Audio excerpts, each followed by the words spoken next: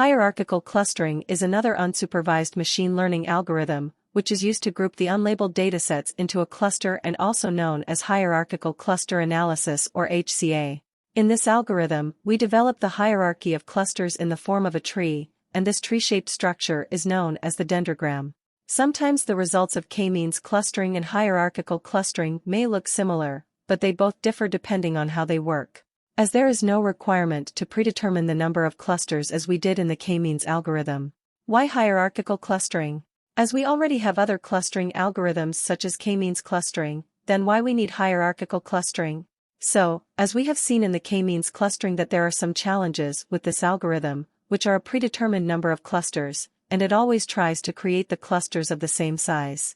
To solve these two challenges, we can opt for the hierarchical clustering algorithm because, in this algorithm, we don't need to have knowledge about the predefined number of clusters.